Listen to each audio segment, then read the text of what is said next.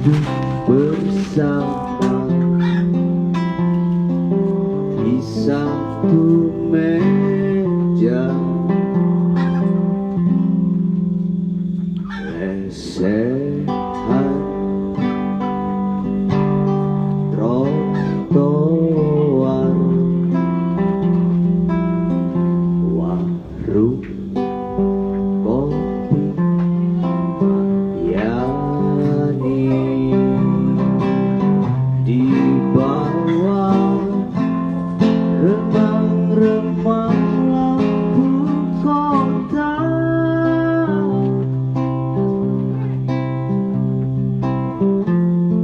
aroma kopi Arabica,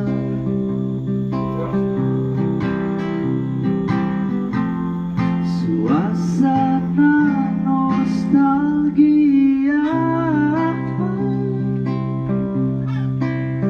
di kota sederhana. Apa adanya.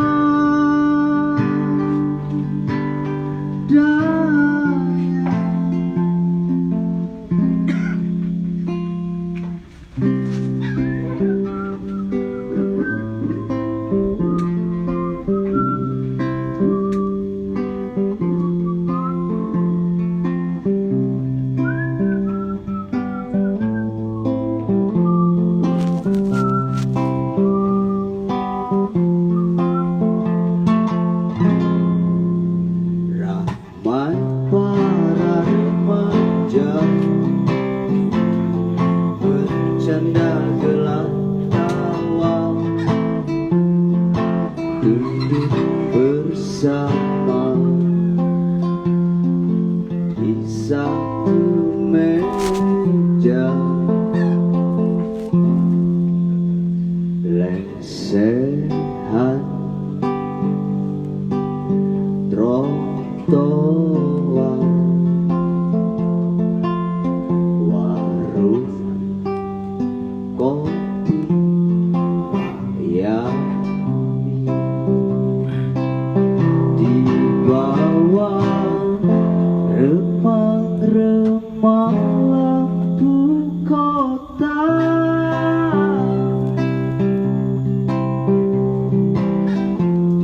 aroma kopi Arabica,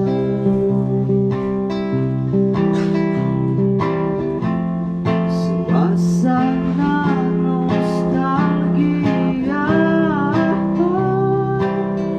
Sabar gak? Di kota sederhana apa adanya. Di kota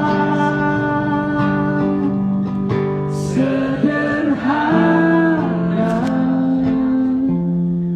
apa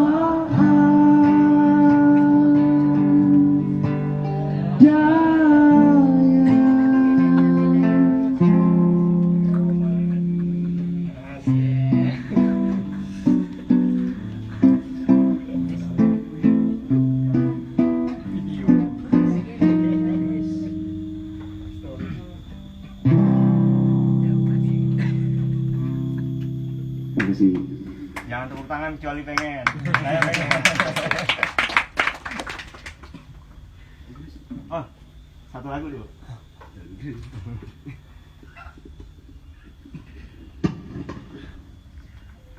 ST3 kasihan sekali dia rupanya ditinggal teman-temannya keluar kota dan harus sendirian di sini bersama kita. Gimana lu? Baik, teman-teman semua, mungkin teman-teman bertanya-tanya apa sih aktivitas kita siang hari ini. Aktivitas kita siang hari ini adalah diskusi renyah tentang apa sih sebenarnya bagaimana seorang pemuda itu santai dalam beragama, santai minallah, stres minasyaitan, kira-kira tagline-nya begitu ya Bu ya.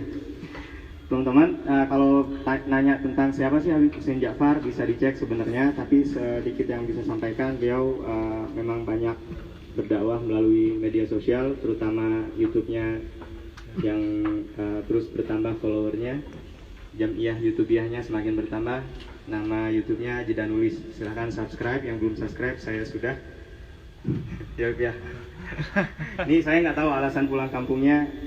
Info terakhir sih dari Habib Ahmad katanya sedang graduasi wisuda ya, Habib ya? Iya, wisuda. Sebelumnya kita mengucapkan selamat atas wisudanya beliau jenjang S2-nya. Terus sebelum kita masuk ke diskusi kita mau kasih kesempatan sama tuan rumah, CEO, founder dari Padepokan Nyai Surti supaya teman-teman bisa lebih kenal apa sih sebenarnya konsep acaranya dan bagaimana visi misi yang dibawa oleh Padepokan ini. Muhammad Afif PNS Padepokan Nyai Surti. Kirain masa depannya dia cerah. Baik, Assalamualaikum warahmatullahi wabarakatuh. Wabarakatuh. Dan syukran lillah amma ba'du. Yang saya hormati, saya takdimi Habib Hussein yang menyempatkan waktu untuk kumpul bareng bersama kita semua. Kesempatan ini sebetulnya diperantarai oleh acara Maulid kemarin. Jadi beberapa hari kemarin kita melaksanakan Maulid Nabi di sini, kita kemas dengan Amulot Agung. Kebetulan bareng Habib Ahmad dan teman-teman ini dari Kacong Family, para berandal hadroh ini, berandalnya Kanjeng Nabi. Kebetulan kita Amulot Agung tentunya melestarikan tradisi. Selain memang itu satu keharusan bagi kita, ada beberapa simbol-simbol kebudayaan yang juga kita lestarikan, semacam ancakan atau pelepah pisang yang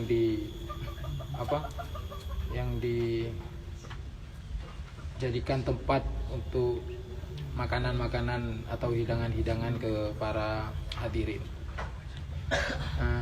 Dari acara tersebut kemudian kita dengar info kalau Habib Hussein mau ke Bondowoso. Akhirnya coba kita tindak lanjuti untuk kumpul lagi dengan teman-teman ini. Akhirnya beliau berkenan dan berkesempatan hadir di tengah-tengah kita. Tempat ini sebetulnya merupakan salah satu tempat dari sekian tempat di Kabupaten Bib yang sengaja kita bikin untuk tempatnya kumpul anak-anak muda, mahasiswa. Ya, tentunya membincangkan banyak hal tanpa harus seformal yang kita bayangkan. Artinya apapun ide-ide dan upaya-upaya untuk berkegiatan di sini ini hampir tidak pernah terstruktur ya. Intinya kita punya spirit yang sama untuk bergerak dalam belajar. Kita terus ikhtiarkan di tempat ini. Tetapi secara lokalitas sekitar, aktivitas di sini bersama masyarakat sementara masih ada nyekar di sini, di makam pembabat desa, termasuk ya aktivitas-aktivitas lain. Kemarin itu anak-anak muda di sini menyelenggarakan upacara di batu megalitikum itu, batu purbakala, sehingga di sini juga tempat untuk belajar peninggalan-peninggalan prasejarah untuk kita lestarikan dan kita jaga. Karena di antara teman-teman mempercayai bahwa benda-benda itu selain dilindungi undang-undang juga merupakan kunci tanah ya. Karena ya memang tanah-tanah yang ada megalitiknya tentu itu akan menjadi tanah air yang boleh jadi akan terjaga keselamatannya dari berbagai aktivitas yang tidak diinginkan, kira-kira demikian. Selanjutnya saya berterima kasih kepada teman-teman sekalian yang hadir. Ini dari berbagai elemen. Selain dari ucapan terima kasih kepada teman-teman ST3, kepada teman-teman Kacong Family ini, juga ini ada dari Winsa Surabaya BEP 1. Sengaja dari Surabaya berangkat tadi subuh ke tempat ini. Terima kasih. Hanya untuk mengikuti kegiatan ini, sekalian jalan-jalan katanya. Juga kepada teman-teman Jamiah Karang Taruna, Karang Tarunanya Desa Jebung Logosari juga sudah hadir di tengah-tengah kita. Mungkin itu beberapa gambaran yang jelas. Kita tidak boleh henti-hentinya untuk terus belajar, bahwa di antara kita itu sama, Kita sama-sama memiliki kekurangan, kita sama-sama memiliki kelebihan, sehingga dengan kesadaran itu diharapkan di antara kita terus saling berbagi, terus belajar untuk terus berbuat baik kepada siapapun. Terima kasih. Itu saja. Assalamualaikum warahmatullahi wabarakatuh. Terima kasih atas sedikit paparan mengenai visi misi tentang kegiatan kita. Selanjutnya tanpa harus panjang kalam, kita langsung memberikan kesempatan kepada tamu kita Habib Hussein Ja'far untuk memberikan paparan. Iya. Bismillahirrahmanirrahim. Alhamdulillah wassalatu wassalamu ala Rasulillah wa ala alihi wa sahbihi wa wala. Amma ba'du. Assalamualaikum warahmatullahi wabarakatuh. Waalaikumsalam warahmatullahi wabarakatuh. Ya, terima kasih atas undangannya. Saya sekalian live di Instagram ya, biar yang dapat manfaatnya banyak. Kemudian yang ini juga memperkenalkan teman-teman di lini Instagram juga kan. Ini ada Instagramnya nggak? Ada. Apa Instagramnya? Padepokan Nyai Surti. Anda follow semua ya. Iya, ada. Ini saya sedang di Padepokan Nyai Surti dan senang sekali berada di tengah-tengah teman-teman di sini semua, anak-anak muda gitu, yang bukan hanya menjaga Islamnya tapi juga menjaga budayanya. Bukan hanya bangga akan budayanya, juga bangga akan Islamnya. Itu kan satu kesatuan yang tidak terpisahkan sebenarnya, karena segala sesuatu yang merupakan ciptaan Allah Subhanahu wa ta'ala itu, maka segala sesuatu itu ada cahaya Allah di dalamnya. Segala sesuatu, seburuk apapun di mata kita, seharam apapun hukumnya dalam Islam, bukan berarti sesuatu itu buruk, bukan berarti sesuatu itu dibenci, tapi segala sesuatu yang merupakan ciptaan Allah, ketika kita menghinanya, ketika kita membencinya, maka seperti ketika kita menghina atau membenci lukisan, maka pasti yang pertama kali tersinggung adalah pelukisnya. Sudah pasti itu. Misalnya tadi lagunya teman-teman itu ST3 ya. Ada Instagramnya, ada YouTube-nya juga, ST3 itu bisa ditonton. Misalnya lagunya itu dihina, ya yang terhina pasti, yang tersinggung pertama adalah penyanyinya pasti, bukan siapa-siapa gitu. Nah begitu juga Allah Subhanahu wa ta'ala, yang pertama kali tersinggung adalah Allah ketika ada makhluknya yang dihina gitu. Ketika ada makhluknya yang dipandang sebelah mata, ketika ada makhluknya yang dipandang dengan mata kebencian, itu yang pertama kali merasa terhina Gusti Allah Subhanahu wa ta'ala. Pasti bikin susah-susah, kata Gusti Allah, dihina, kurang ajar sekali. Padahal mulut yang menghina itu ya mulut dari Gusti Allah Subhanahu wa ta'ala juga yang bikin mulutnya itu. Itu kan yang pertama kali tersinggung. Jadi karena itu kita akan menghargai, kita akan menggali segala sesuatu yang itu merupakan ciptaan Gusti Allah Subhanahu wa ta'ala. Kalau kita tidak menemukan, yaitu karena kebutaan kita. Kalau kita tidak menemukan kebaikan dalam segala ciptaannya Allah, itu karena kebutaan kita. Itu kan kisah dari Nabi Allah Musa, yang kemudian suruh nyari sesuatu yang lebih buruk dari dirinya. Beliau keliling kemana-mana, nggak ketemu akhirnya sesuatu yang lebih buruk. Karena dalam segala sesuatu yang ditemukan, termasuk bangkai anjing sekalipun, itu ditemukan kebaikan oleh Nabi Musa. Sehingga dalam segala sesuatu itu tugas kita itu kan mencari sisi positifnya. Nah, mencari sisi negatifnya itulah yang kemudian disebut dengan suudzon kan. Perasaan hati, perasaan pikiran bahwa ada yang buruk dari, namanya kebencian, yang kebencian itu berlanjut kepada ujaran-ujaran buruk, yang ujaran itu berlanjut kepada tindakan-tindakan buruk. Asalnya kan dari sana. Nah, ketika seorang melihat segala sesuatu dalam perspektif husnudzon, itu sebaliknya yang terjadi. Maka pikiran kita akan mencari hal-hal yang positif, kita akan berkonsentrasi kepada hal-hal yang positif itu, dan akhirnya kita akan berbicara tentang sesuatu yang positif atas hal itu, maka sikapnya pun akan positif. Nah, karena itu kita diajari oleh Gusti Allah sejak awal di dalam Al-Quran untuk berpikir seperti itu, untuk bertindak seperti itu, untuk merasa seperti itu.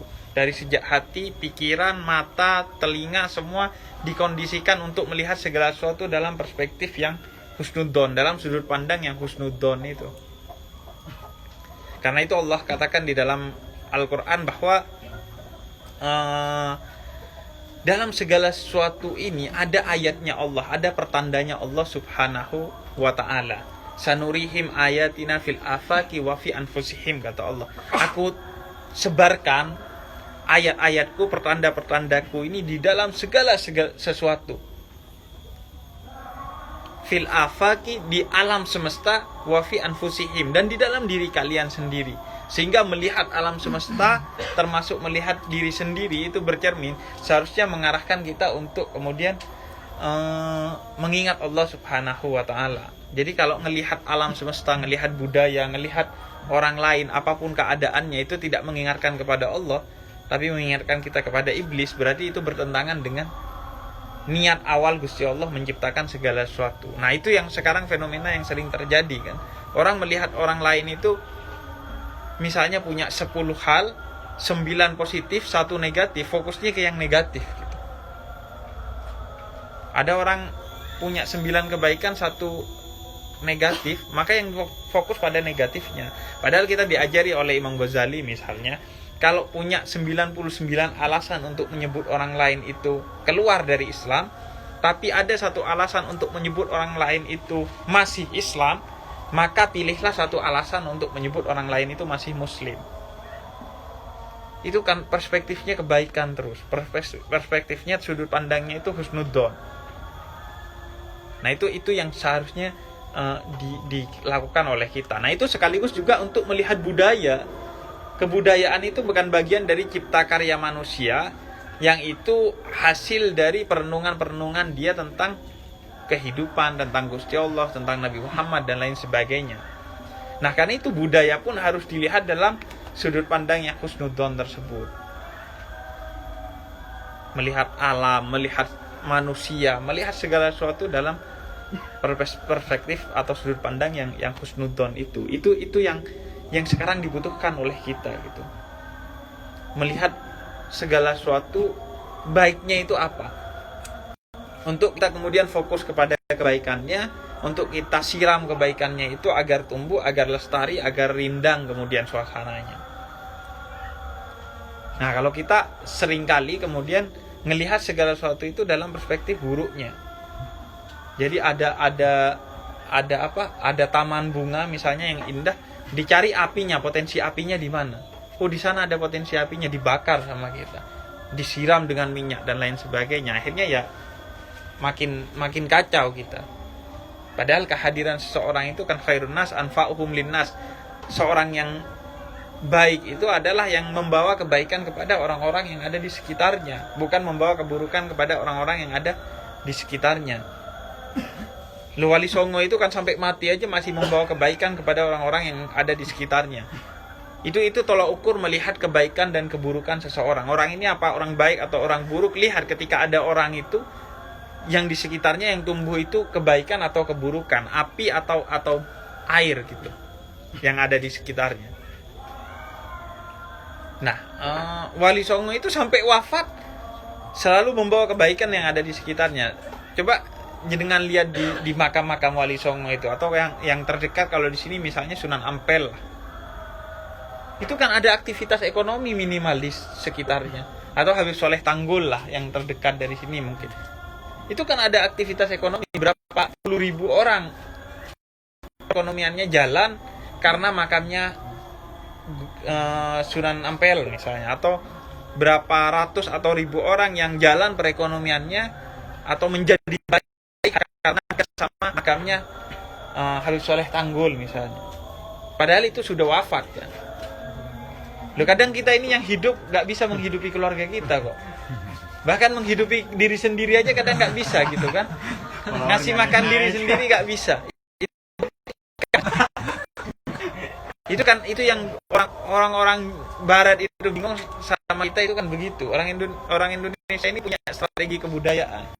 Orang barat itu mau nikah kurang 3 tahun sudah menabung, sudah hitung-hitungan dan lain sebagainya kan. Itu saya pernah satu acara di mana di Semarang mungkin ya. Itu ada seorang dokter yang menjelaskan bahwa tahun 2030 ini Indonesia akan memasuki satu era baru di mana mendapatkan bonus demografi. Di mana jumlah anak mudanya paling banyak ketimbang jumlah orang tuanya. Nah, dari sana kata dia, tapi ini bukan berkah, ini bisa jadi bencana karena anak mudanya tidak berkualitas katanya. Sampean ini dibilang nggak berkualitas gitu. Dia gak bilang saya, soalnya saya di sampingnya pembicara, gak enak dia. Ya maksudnya sampean ini semua gak berkualitas katanya. Kenapa? Karena pertama pendidikannya mayoritas lulusan SMP dan SMA. Kemudian yang kedua, pekerjaannya gak jelas alias deadwood dia, miskin gitu. Kismin. Iya, kismin. Dibalik hanya biar gak tersinggung aja. Ya dia gak di bawah garis kemiskinan, tapi pas di garis kemiskinan gitu. Gak di bawah memang, tapi pas di garis kemiskinan. Menengah ke samping. Menengah ke samping. Nah, kemudian selain itu dia juga gak punya kemampuan untuk menikah gitu. Ya karena miskin gitu. Miskin, kemudian tidak berpendidikan dan lain sebagainya. Intinya mereka gak bisa sustain gitu, gak bisa bertahan kemungkinan. Boro-boro ngasih kebaikan buat orang lain, bertahan untuk dirinya aja gak bisa katanya. Nah kemudian setelah itu pagi-pagi masih jam 8 sampai jam setengah 9 dia ngisi. Kemudian saya lihat anak-anak mudanya langsung lemes mukanya. Wah ini bahaya kata saya. Ini kasihan, sudah miskin, jomblo, gak lulus SMA, dibikin lemes masih kata. Belum kasih sarapan gitu. Sudah gak ngasih sarapan, ngomel-ngomel lagi. Nah akhirnya kata saya, sampean salah melihat orang Indonesia dari sudut pandang orang Barat itu salah. Orang Indonesia ini punya strategi kebudayaan tertentu yang menyebabkan misalnya besok gak tahu, hari ini gak punya uang sama sekali, besok dia nikah. Itu hebatnya orang Indonesia. Punya strategi kebudayaan super canggih yang menyebabkan berani nikah besok padahal hari ini gak punya duit. Yang mau dirokok gak ada besok, dia nikah hari ini. Itu kan hebatnya. Ada yang tersinggung. Kemudian misalnya apalagi kalau Madura swasta, Madura negeri itu apalagi itu. Saya sering bilang misalnya salah satu strategi kebudayaan yang ekonom dunia aja gak bisa mampu menghitung fenomena ini adalah dia jual perangko eceran di depan kantor pos misalnya. Atau jual bensin eceran di depan SPBU.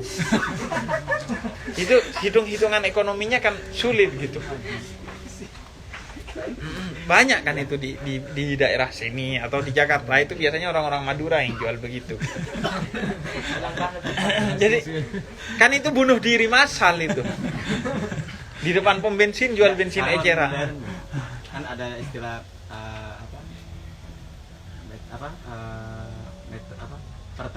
Pertamini ya, bensin eceran ini di pintu keluarnya masalahnya. Kan ngelawan raksasa dia.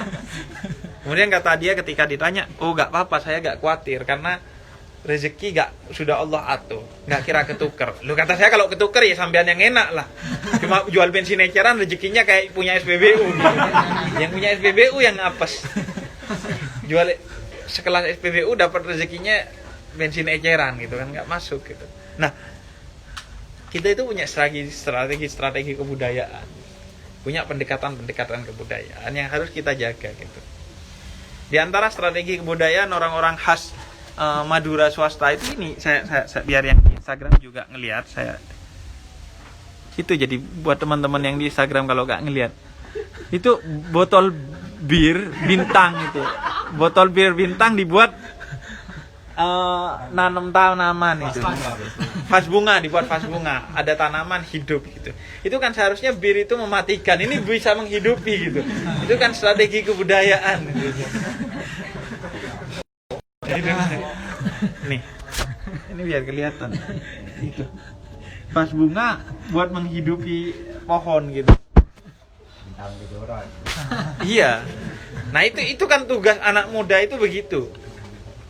Jadi bagaimana berpikir kreatif untuk melihat fenomena yang buruk, kemudian dipikirkan sedemikian dengan pendekatan-pendekatan kebudayaan yang kreatif untuk kemudian diubah sekiranya menjadi baik gitu.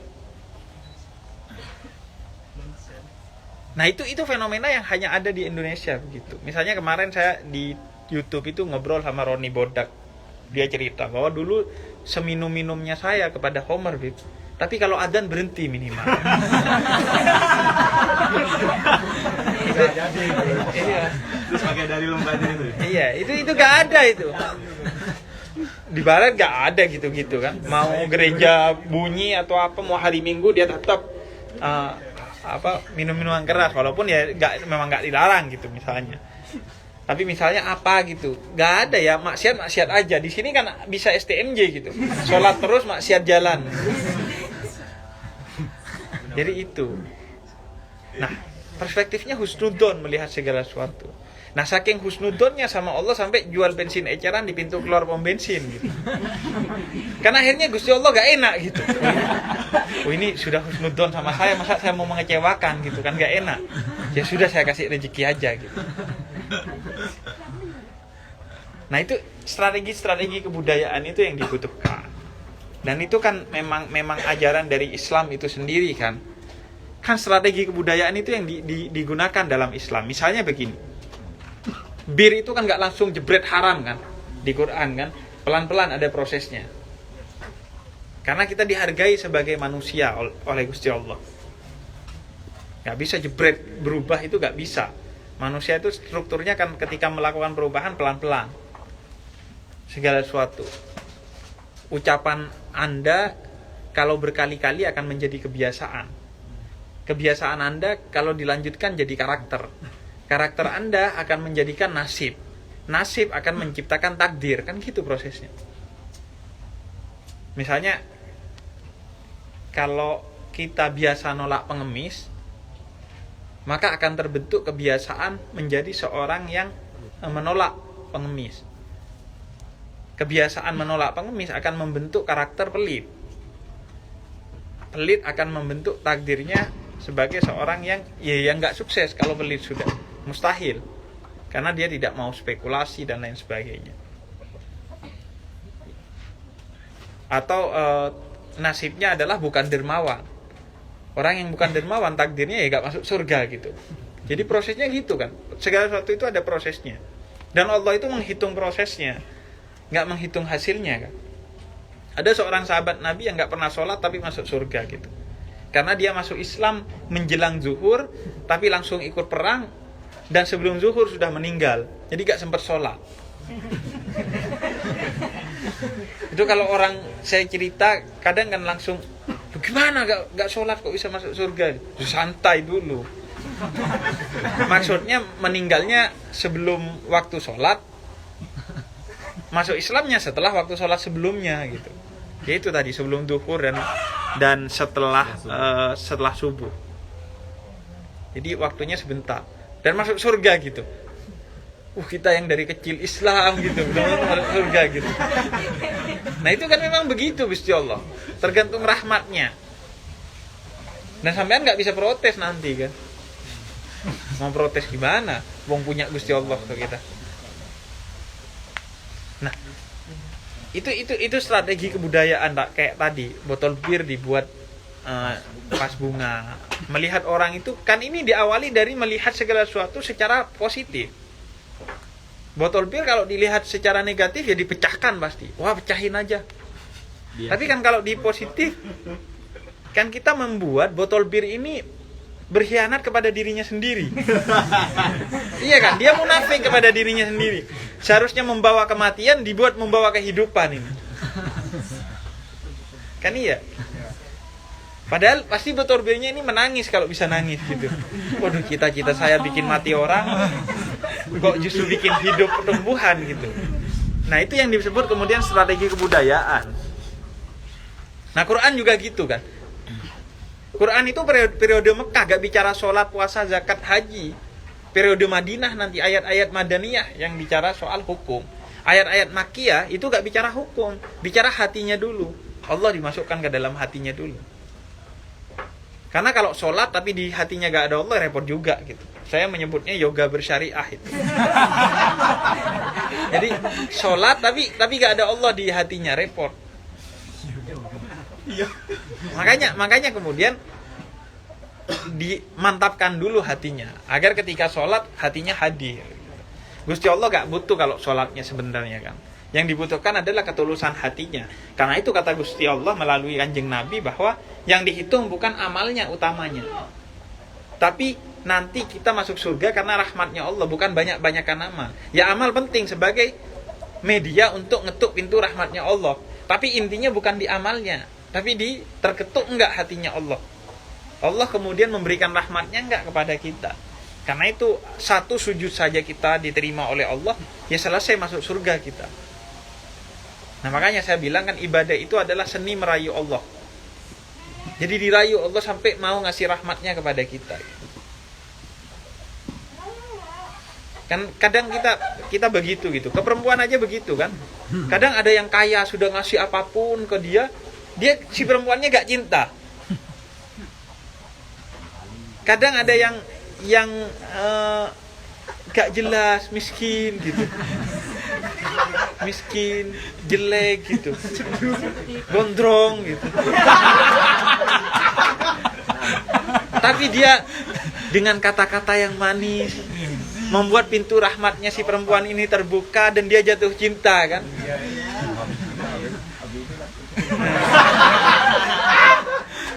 Jadi akhirnya kebuka kan pintu hatinya perempuan itu. Kan banyak fenomena ketidakadilan gitu. Cowoknya jelek, miskin gitu. Ceweknya cantik, kaya gitu. Nah itu kan tergantung rahmat kan. Bagaimana hatinya perempuan itu terketuk dan kemudian mau mencintai kita. Kan bukan soal harta kan. Bukan soal ketampanan. Walaupun ya kalau nggak tampan, nggak kaya ya agak repot. Gerakannya itu agak repot. Nah Gusti Allah juga begitu kan. Bukan soal amalnya, amal itu penting dan utama, tapi utamanya bukan di amal kita masuk surga, tapi karena rahmatnya Gusti Allah. Rahmat itu maksudnya ketika Gusti Allah sudah mencintai kita. Ketika sujud itu sujud banget gitu sampai nangis Gusti Allah. Beneran ini sujudnya, lain ini. Akhirnya Gusti Allah cinta kepada kita, dibukakan pintu surganya. Tapi walaupun sujud 1000 kali, kalau nggak mengetuk pintu rahmatnya Allah ya nggak didengar sama Gusti Allah, ya dibalas semua segala sesuatu sama Gusti Allah pasti dibalas, tapi balasannya tidak surga, tapi diberi balasan-balasan yang setimpal di dunia misalnya. Nah, jadi kita butuh strategi kebudayaan ini, seperti yang dilakukan dengan berbintang ini. Nah itu yang kemudian kita lakukan kan. Jadi melihat awalnya gimana? Awalnya adalah dengan mengubah sudut pandang kita menjadi positif dulu. Melihat segala sesuatu ada positifnya.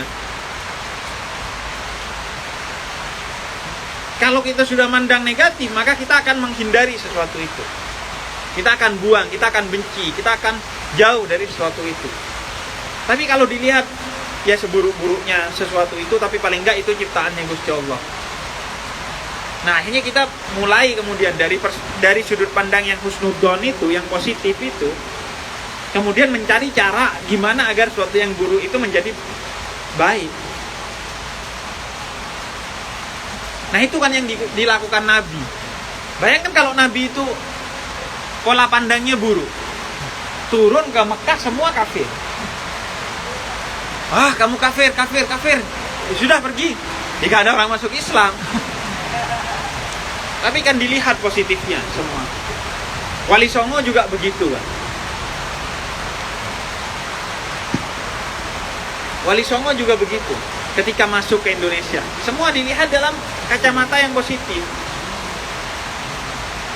Dalam kacamata yang positif.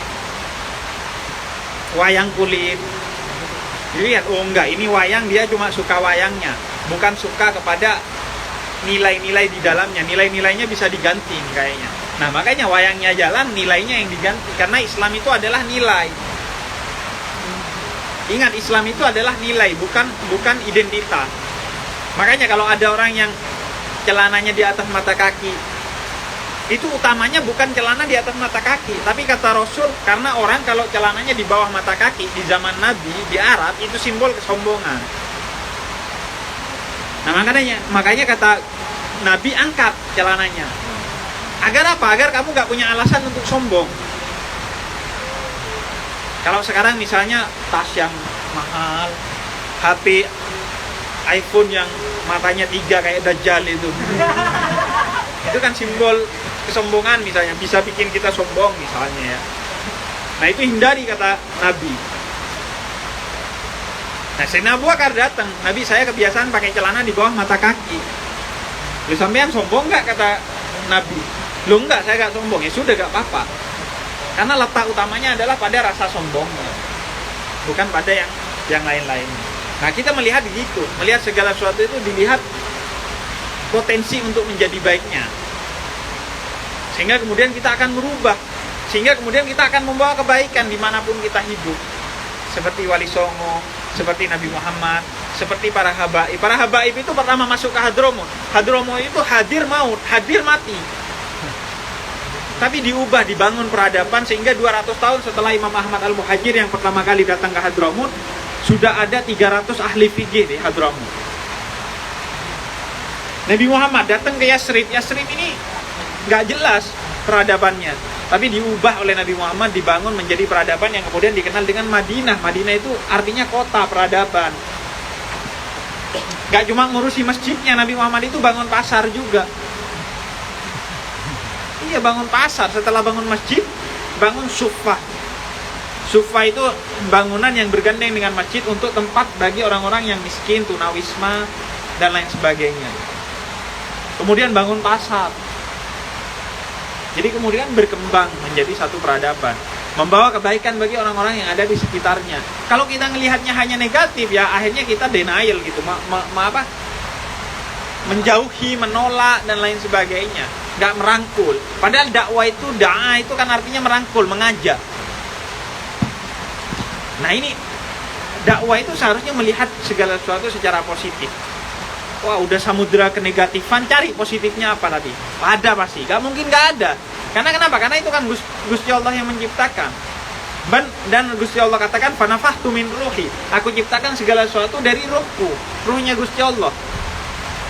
Ya sejelek-jeleknya sampean ini kan minimal ciptaannya Gusti Allah gitu kan. Alhamdulillah. Walaupun gak kelihatan banget gitu Gusti Allahnya.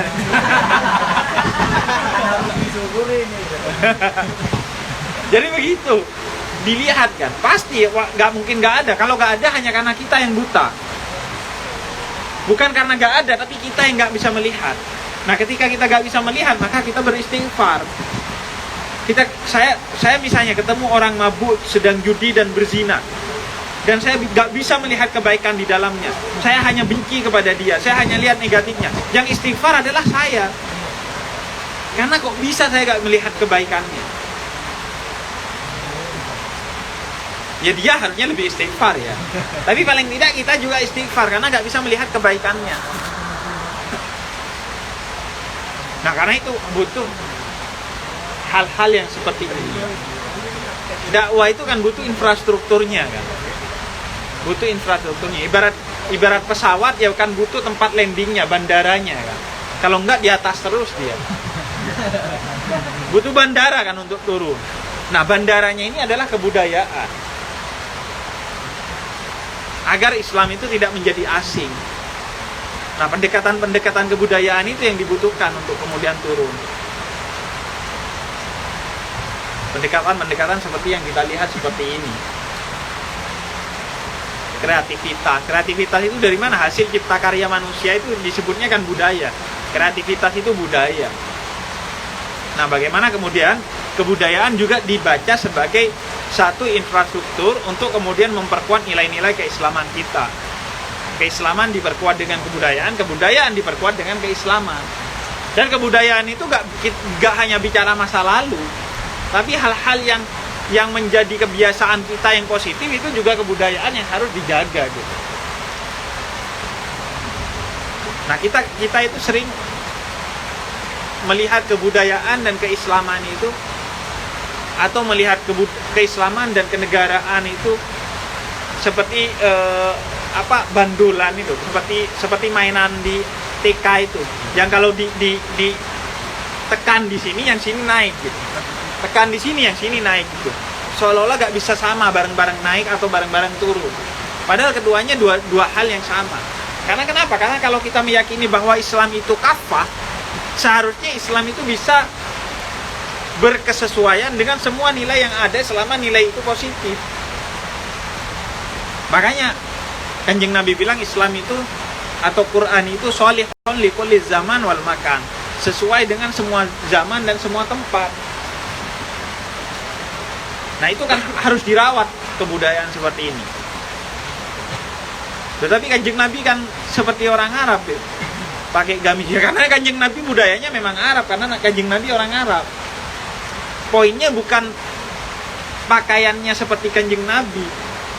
Poinnya adalah bagaimana kecintaan Nabi kepada budaya-budaya Arab itu. Nabi mau mengajarkan cintai di mana kamu lahir, di mana kamu tumbuh, dan di mana kamu mati. Itu kan poin utamanya. Makanya Kanjeng Nabi sangat mencintai Arab, karena Nabi orang Arab. Poinnya adalah kata Nabi, cintai semua tanah airmu. Nah kita juga diajarkan begitu akhirnya, mencintai tempat kita tinggal, tempat kita lahir, dan insya Allah tempat kita mati nanti kita akan cintai gitu. Karena kan ya tempat kita mati juga harus dipertimbangkan, karena yang minimal yang mau gotong kerandanya ya kan orang-orang sekitar gitu. Kan nggak mungkin jalan sendiri gitu kan kita ke kuburan gitu. Nah jadi itu mungkin yang terpenting, bagaimana kita kemudian menjaga, dan itu anak muda gitu yang paling utama untuk kemudian mencoba strategi kebudayaan, untuk kemudian mencoba kreativitas. Kalau orang tua kan biasanya sudah ajak, sudah gak mungkin diajak coba-coba gitu. Nah itu harus anak muda. Yang kedua, karena konflik itu seringkali diwariskan. Jadi yang bisa memotong rantai konflik itu anak muda biasanya. Kan orang kadang begitu kan, seringnya begitu. Orang itu, kata W.S. Rendra, melakukan pertengkaran tanpa persoalan. Kadang nggak ada persoalan. Coba anak-anak STM itu yang tengkar-tengkar, coba tanya. 90% nggak tahu persoalannya apa. Lu sampean kenapa ngelempar batu ke STM itu? Lu nggak tahu, pokoknya lempar. Kata siapa? Kata senior saya. Masalahnya apa? Yaudah nggak tahu, lempar aja pokoknya dulu. Nggak tahu dia, pertengkaran banyak tanpa persoalan. Coba orang-orang yang tengkar itu soal Jawa Sunda misalnya, tanya persoalan utamanya apa, nggak tahu rata-rata. Atau Sunni Syiah gitu, persoalan utamanya apa, nggak tahu itu kadang. Banyak pertengkaran tanpa persoalan karena diwariskan aja. Nah cinta itu diciptakan oleh Allah Subhanahu wa ta'ala, kebencian itu diwariskan oleh manusia. Gak ada kan bayi tiba-tiba tengkar gitu. Kenapa? Iya karena yang satu Arema, yang satu Persebaya gitu. Itu kan nanti kalau gede diajari oleh senior-seniornya, pokok sampean karena sampean Arema harus benci Persebaya. Loh kenapa Cak? Ya pokoknya benci. Loh kalau saya gak mau benci ya bukan Arema berarti. Kan iya, itu kan diajarkan. Nah kita akan selalu melihat cinta yang sudah ada di dalam diri manusia itu. Itu yang akan kita jadi fokus. Itu yang akan kita siram terus. Dan kita yakin kita menang, karena kita dibantu oleh Gusti Allah. Intan surullah yang surukum. Kalau kamu bantu Gusti Allah bantu kamu. Dan cinta itu sudah ada di dalam diri manusia, gak usah nanam lagi, tinggal disiram. Kalau kebencian itu kan harus nanam dulu. Jadi prosesnya lebih panjang kan. Kalau dalam logika pertanian itu kan prosesnya pasti lebih panjang karena harus nanam dulu.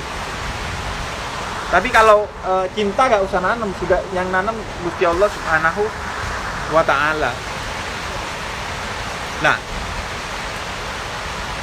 kita akan fokus kepada cinta itu akhirnya. Kemudian bagaimana kemudian melestarikan cinta itu dengan segala infrastruktur yang ada. Nah, orang yang penuh cinta kemudian maka akan melihat segala sesuatu dalam perspektif kebaikan. dalam sudut pandang kebaikan dan akan mengeluarkan segala sesuatu dengan indah. Maka kemudian akan tumbuh keindahan. Yang tumbuh kemudian adalah keindahan. Nah ini yang dibutuhkan kemudian dari anak muda. Bagaimana memotong rantai konflik, selesai di saya. Mumpung saya belum benci-benci banget sama ini dan itu, selesai di saya, potong di saya. Gak mau tahu. Wong mereka bisa bertengkar dengan alasan gak mau tahu, kok kita gak bisa damai dengan alasan gak mau tahu. Gak mau tahu, pokoknya saya damai gitu. Gak mau tengkar lagi gitu. Iya kan? Mereka kan gak mau tahu pokoknya, sampean tengkar sama saya. Jadi tinggal dibolak-balik aja kan. Nah kita mau menyudahi itu. Karena kan kita diciptakan dengan cinta. Allahnya maha cinta, nabinya Nabiur Rahman, nabi yang penuh cinta. Allahnya memperkenalkan dirinya sebagai Ar-Rahman dan Ar-Rahim, yang maha cinta. Jadi agak aneh kalau kita gak bisa memaafkan orang lain misalnya, gak bisa memeluk orang yang berbeda dengan kita, itu agak aneh. Soalnya Gusti Allah aja pengampun gitu. Gusti Allah dihianati sekarang, besok langsung ngasih ampun. Dihianati sekarang, 1 detik kita minta tobat, langsung dikasih oleh Gusti Allah. Dan seorang yang baik itu adalah seorang kan yang berakhlak dengan akhlaknya Gusti Allah. Ya takhallaku bi akhlakillah. Berakhlak dengan akhlaknya Gusti Allah. Gak ngamukan gitu. Selalu memaafkan dan lain sebagainya. Selalu memberikan rahmat. Saking rahmatnya Gusti Allah kepada kita, orang yang sudah masuk neraka bisa naik ke surga kan, atau bahkan pasti naik ke surga. Tapi orang yang ada di surga kan nggak bisa degradasi ke neraka gitu, nggak ada. Kan nggak ada, itu kan karena prinsip cinta. Yang di bawah bisa naik, yang di atas nggak bisa turun gitu. Padahal main monopoli aja bisa naik bisa turun gitu. Tapi Gusti Allah saking cintanya kepada kita, yang di neraka dikasih peluang untuk naik ke atas. Di dunia sudah pasti hitungannya masuk neraka, di akhirat masih ada peluang masuk surga dengan syafaat. Gak dapat syafaat, masuk neraka masih bisa naik ke surga suatu hari ketika sudah bersih dari dosa-dosa yang sudah dilakukan. Loh, kalau Gusti Allah maha cinta, kenapa gak langsung aja yang dosa juga dimasukkan ke surga? Yang pertama, rawan terjadi tawuran di surga. Karena yang sudah baik pasti gak terima kan. Gak adil Gusti Allah. Saya gak mabuk kok dikumpulin sama yang mabuk gitu. Tahu gitu saya mabuk dulu di dunia gitu. Rawan terjadi tawuran. Kan gak enak, surga sudah didesain dengan indah, kemudian terjadi tawuran di sana kan gak enak. Itu yang pertama. Kemudian yang kedua, orang itu kalau punya dosa, dia tidak akan nikmat di surga. Saya kasih contoh cerita begini. Ada satu orang bikin rumah indah dengan kolam yang sangat sempurna. Kolamnya air hangat, kalau nyelam ada musiknya, ada lampunya. Itu kan ada kolam renang yang bisa pakai musik. Kok kalian kayak agak kaget gitu? Ya tinggal di pedesaan gini kayaknya gak sampai wifi gini. Makanya gak tahu. Jadi kan kolamnya didesain dengan indah begitu. Kemudian setelah selesai pembukaan pertama, diundang warga di sekitarnya. Mau sombong orang ini. Dia punya anak kecil mas, umur 3 tahun yang suka keliling main mas. Kemudian dia gendong anaknya, ada ketemu satu tamu, dia cerita sama satu tamu, anaknya pengen turun, ya udah dibiarkan turun, dia lupa. Anaknya main, kecemplung ke kolam itu. Kecemplung kolam itu dan mati. Maka hari itu orang ini kemudian ngambil palu, dihancurkan itu kolam. Karena kolam itu yang membunuh anaknya. Padahal kolam itu indah. Kolam itu indah. Tapi karena orang ini sudah merasa berdosa pada anaknya, maka keindahan kolam itu hilang. Justru kalau melihat keindahan kolam, dia makin tersiksa. Nah begitulah surga. Surga bagi orang yang berdosa itu akan menjadi siksaan bagi dia. Karena dia softwarenya itu gak nyambung. Sampean coba kabel itu kalau gak nyambung, sampean sambungkan gitu, pasti konslet. Orang berdosa dengan surga itu beda kabelnya. Kalau dipaksakan konslet. Makanya dibersihkan dulu sama Gusti Allah di neraka. Kalau sudah enak, kalau sudah bersih baru dimasukkan ke surga. Kayak es krim itu enak bagi orang yang sehat. Tapi coba lagi kris-kris itu, lagi dingin, lagi flu, lagi sakit kepala, suruh makan es krim gitu, gak enak jadi. Atau sate enak kan ya. Coba orang sakit gigi, gak enak. Nah surga itu enak, tapi kalau orang penuh dosa gak enak. Makanya kemudian kata Gusti Allah, biar surganya enak, saya bersihkan dulu dosa kamu di neraka, baru kemudian masuk surga. Nah jadi Allahnya maha cinta gitu, yang sudah di neraka naik ke surga, padahal sudah pasti masuk neraka, pasti gak dapat syafaat, masih dinaikkan ke surga oleh Gusti Allah. Atau di antara bentuk cintanya Gusti Allah adalah jodoh itu kan di tangan Allah kan. Tapi orang yang gak jembah Allah tetap dikasih jodoh. Kan hebat itu. Orang gak percaya Allah tetap Allah kasih jodoh. Masa ada orang, kenapa kamu jomblo? Iya karena gak nyembah Allah, diboikot jodoh saya sama Allah. Gak ada. Iya kan gak ada itu. Pasti tetap dikasih sama Gusti Allah, karena cintanya Gusti Allah kepada kita. Jadi nah Nabi meniru itu kan. Nabi Muhammad kan meniru itu, meniru Allah, ya takhallaqu bi akhlaqillah. Dengan kemudian berakhlak dengan akhlaknya Allah yang penuh cinta. Musuhnya dirangkul, musuhnya dipeluk, musuhnya didoakan, mencaci dibalas senyuman, melempar batu dibalas dengan doa, membenci dibalas dengan cinta. Sehingga kemudian akhirnya orang gak enak sendiri. Al-haya'u min